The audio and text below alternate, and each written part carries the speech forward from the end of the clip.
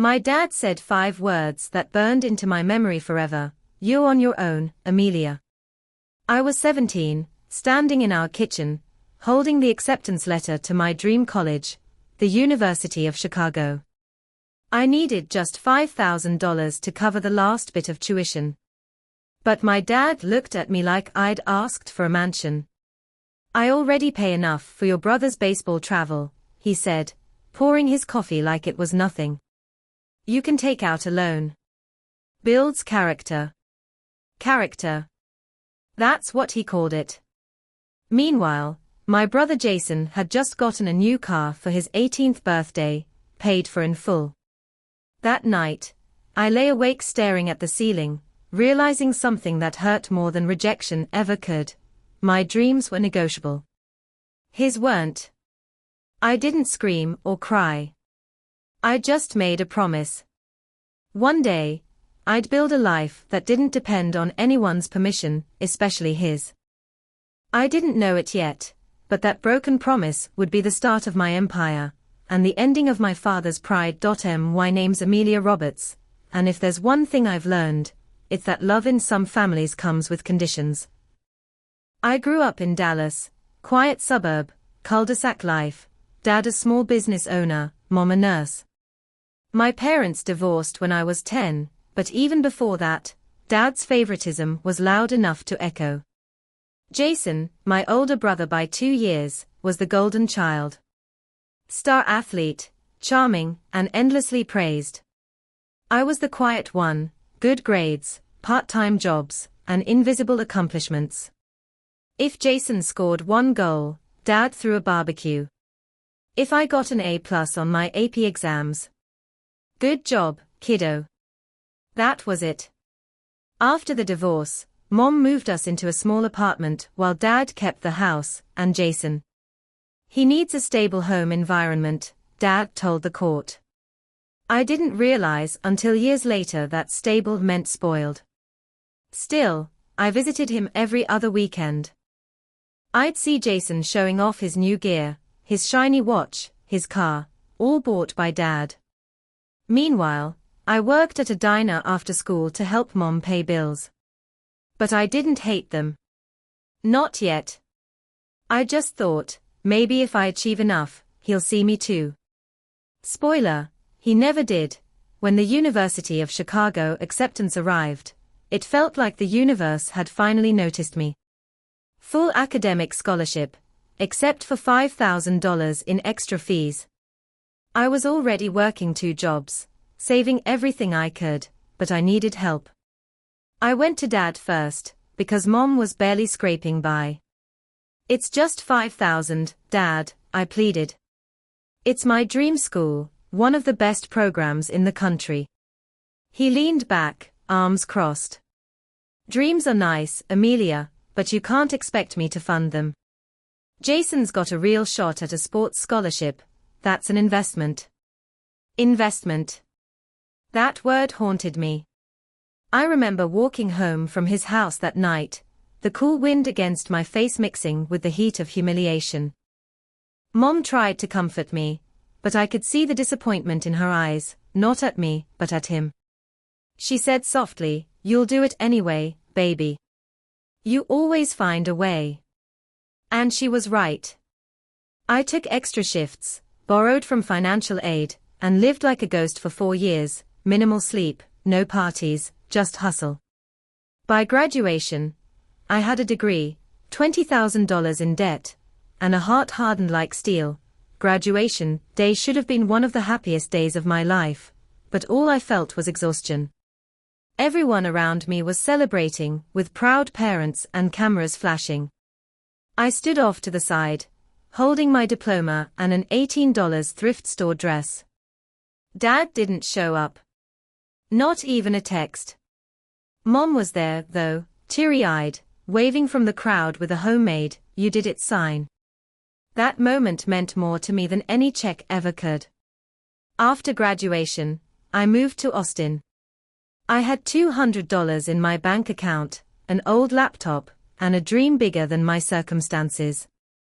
I landed a job at a small tech startup as a marketing assistant. The pay was terrible, but I soaked up everything: coding basics, analytics, design tools. The company went under a year later, but by then I'd learned how the game worked. So I started freelancing, late nights, early mornings, surviving on coffee and pure stubbornness. Sometimes, I'd think of Dad. Of the $5,000 he couldn't spare. I wondered if he'd be proud if he saw what I was building, or if pride required a price tag. Years passed. Clients grew. I hired my first employee, then my fifth. One day, I looked up and realized I was running a full-fledged digital marketing agency. AR Solutions. I'd gone from begging for tuition to consulting for million-dollar companies. But success doesn't erase pain, it only makes it quieter. Then one afternoon, as I was reviewing contracts, my receptionist buzzed me. "Amelia, there's someone here asking to see you. Says it's personal." When I walked into the lobby, my heart stopped. It was my father. Older, thinner, with tired eyes and a forced smile. "Hey, kiddo," he said softly. "You've done well for yourself." I just stared at him. The last time we'd spoken, he'd said I wasn't worth the investment. "What are you doing here, Dad?" I finally asked. He took a deep breath, his voice trembling. "My company went under. I heard you're hiring." My mind went blank. The man who once refused me $5,000 was now asking me for a job. I stood there, frozen, the air between us heavy with years of unspoken words. My father looked smaller than I remembered, not physically, but in presence. The man who once seemed untouchable now looked fragile. "You're hiring, right?" he asked, his voice low. "Marketing consultant. I've got 20 years of business experience. I could help." I wanted to laugh, not out of cruelty, but disbelief. This was the same man who once told me, "You can't expect handouts, Amelia." Now, he was the one asking for one. "I am hiring," I said carefully, crossing my arms. "But it's not an easy position. My team works hard."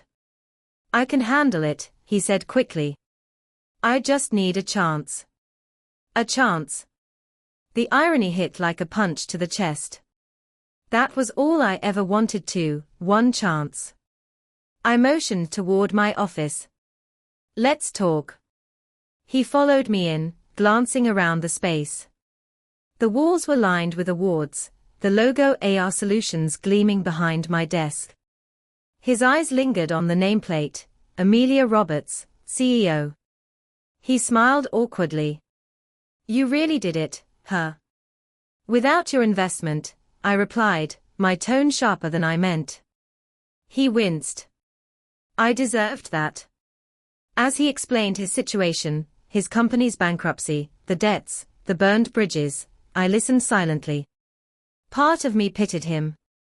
Another part whispered, "Don't forget how it felt when he turned you away." Finally, I slid a folder across the table. "If you're serious, fill this out. Background check, references, everything." He looked stunned. "You're really considering it?" "I consider all qualified applicants," I said flatly. When he stood to leave, he hesitated by the door. "You've become tough," he said softly. "Guess I taught you something after all." I met his gaze and replied, "No, Dad. Life did." After he left, I sat there, staring at his half-completed form. My emotions were a storm: anger, pride, sadness, satisfaction, all tangled into one. Jason texted me that night. "Dad said he might work for you. Is that true?" I typed back, "He's welcome to apply." The pay rates listed on the website. A week later, my father walked into my company, not as Dad, but as Mr. Roberts, the newest employee on probation. The office went quiet when he entered. Everyone could sense the awkward energy between us. I'd told my team he was a new consultant with senior experience. I didn't mention he was the man who once refused to pay my tuition. He wore an old suit, one that looked just a bit too big, and carried a worn leather briefcase. When he approached my desk, he gave me that polite, half-forced smile. "Morning, Amelia." "Morning, Mr. Roberts," I replied, keeping my tone professional. The way his eyes flickered, a mix of pride and discomfort, told me everything. At first, he seemed eager to impress. He came early, stayed late, and gave suggestions in meetings. But I noticed something else too. He wasn't the same confident man from my childhood. His ideas were outdated. His approach lacked the innovation my team lived by. During one meeting, I had to correct him gently in front of others. "That strategy's from 2010, I said carefully. "We use digital targeting now." He nodded stiffly. "Right, of course." Afterward, he avoided eye contact. For the first time, he was the one being schooled. That night, as I reviewed reports, I caught myself staring at his employee file. My mind drifted back to 17-year-old me, crying on my bedroom floor because my dream school slipped away. The sting was still there, but so was something else, pity. The next day, he came to my office. "Can we talk?" "Sure," I said, closing my laptop. He took a deep breath. "I know I wasn't there when you needed me.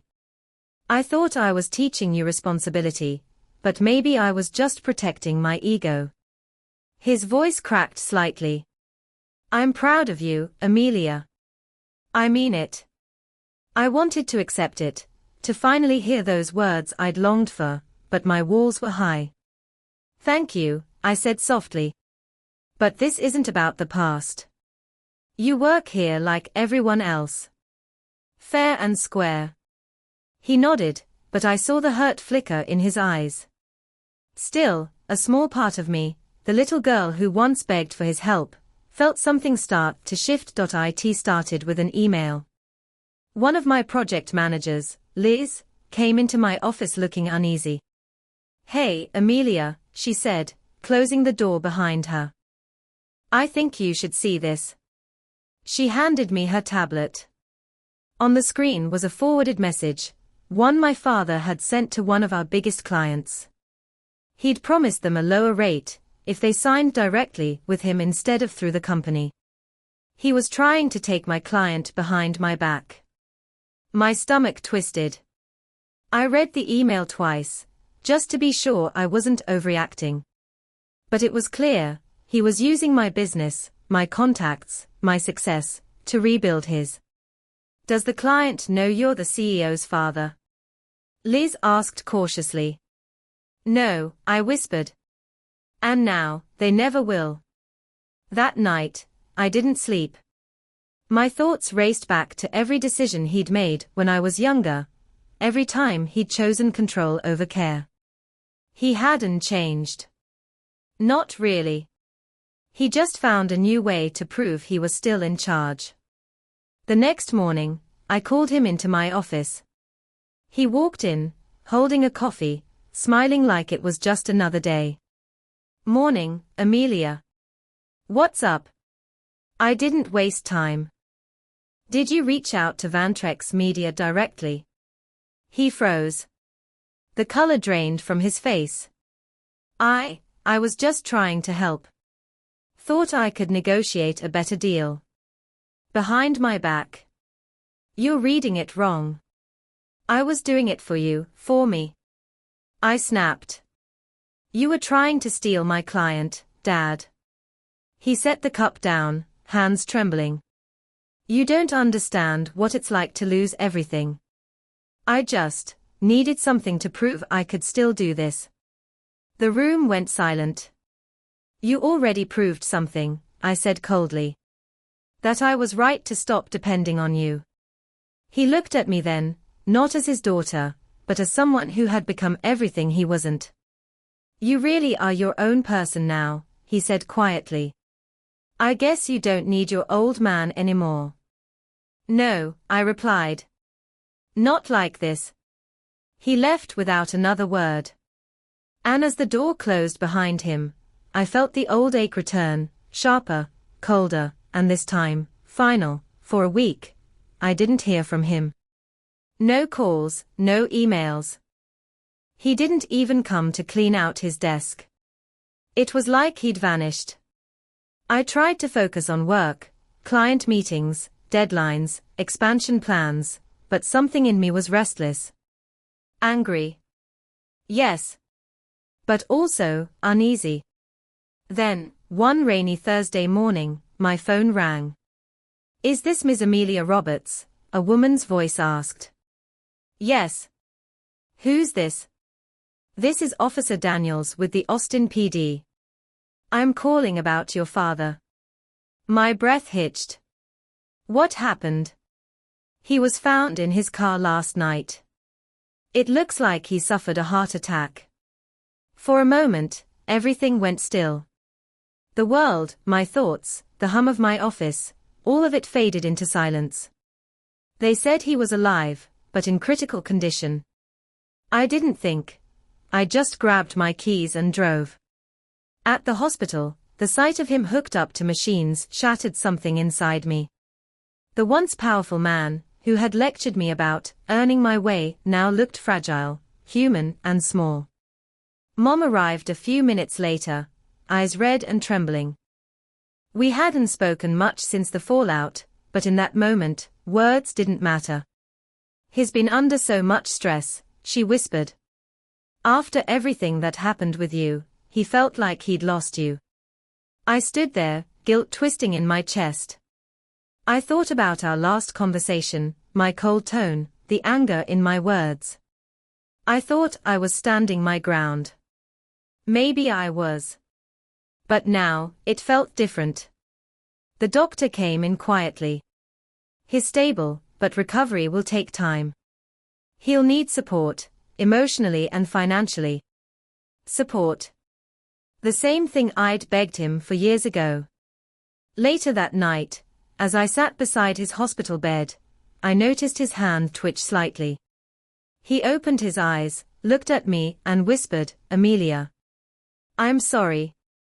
Tears blurred my vision. I know, I said. Just, rest.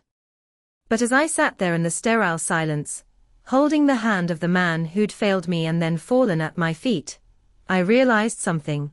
Forgiveness wasn't weakness.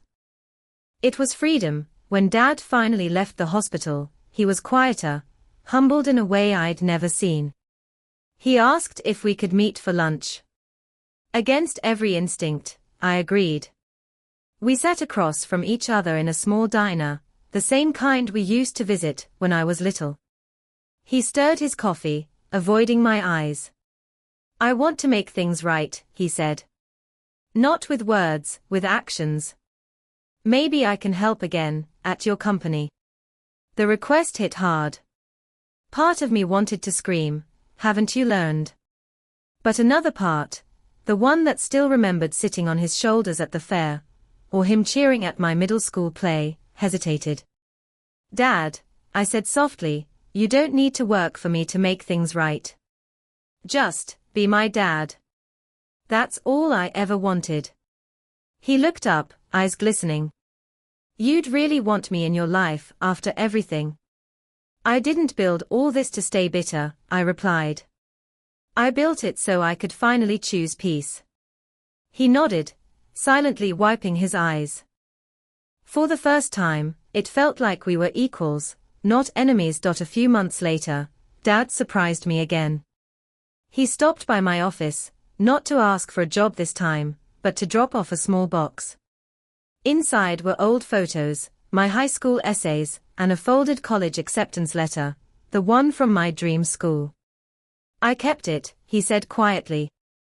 I used to read it sometimes, to remind myself what I took from you.